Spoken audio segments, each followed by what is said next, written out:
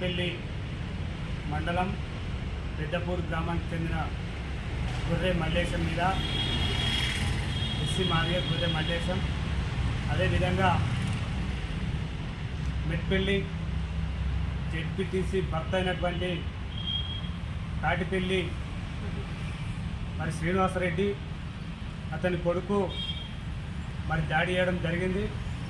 20 తారీఖు నాడు జరిగితే మరి అదే రోజు పిటిషన్ ఇవ్వడం జరిగింది. మరి గురుట్ల పోలీస్ స్టేషన్లో ఎఫ్ఐఆర్ నమోదు చేసి ఇప్పటి వరకు కూడా శ్రీనివాసరెడ్డి మీద ఎలాంటి చర్యలు చేపట్టకపోగా మరి శ్రీనివాసరెడ్డి రాజకీయ పలుకుబడితో మరి ఏదైతే సాక్ష్యం చెప్పినటువంటి వారిని, అదేవిధంగా ఈ యొక్క దెబ్బలు పడ్డ బాధితుని కుటుంబ సభ్యులను కూడా భయభ్రాంతులకు గురి చేసే విధంగా శ్రీనివాసరెడ్డి రాజకీయాన్ని అడ్డం పెట్టుకొని చేస్తున్నట్టు అక్కడ మాకు కనబడతా ఉంది. మరి ఏదైతే మరి పోలీసులు ఇప్పటికైనా డిఎస్పీ గారి ఎంక్వైరీ పూర్తయిన తర్వాత ఇది దాడి జరిగినటువంటి కేసు, ఈ యొక్క కేసు వెంటనే శ్రీనివాసరెడ్డి వాళ్ళ కొడుకును మరి A1, A2, A3గా ఉన్నటువంటి జెడ్పీటీసీ భార్య భర్త కొడుకును వెనువెంటనే అరెస్ట్ చేసి మరి ఏదైతే బాధితులకు న్యాయం జరిగే విధంగా మరి జిల్లా ఎస్పీ గారు డిఎస్పీ గారు కూడా న్యాయం చేయాలని మేము ఉన్నత పోలీస్ వర్గాలకు మేము మరి విజ్ఞప్తి చేస్తూ ఉన్నాం. మీరు కూడా మరి నిర్లక్ష్యం వహిస్తే సాక్ష్యాలను తారుమారు చేసి తన పలుకుబడితోటి మరింత బెదిరింపులకు గురి చేసే అవకాశాలు మాకు కనిపిస్తూ ఉన్నాయి.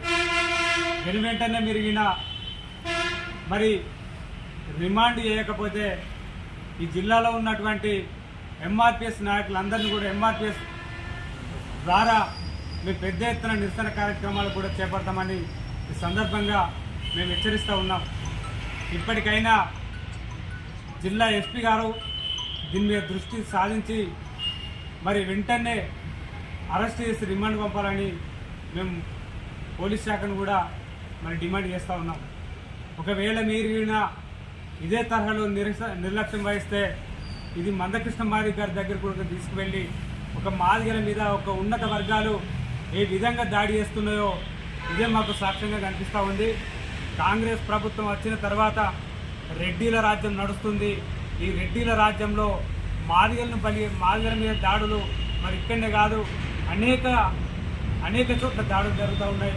మాకు అన్ని రంగాల్లో కూడా ఒక దాడి చేస్తున్నటువంటి ఇలాంటి మరి కుట్రబుద్ధి కలిగినటువంటి మరి ఒక జెడ్పీటీసీ ఒక ప్రజాప్రతినిధిగా ఉండడానికి ఎలాంటి అర్హత లేదు.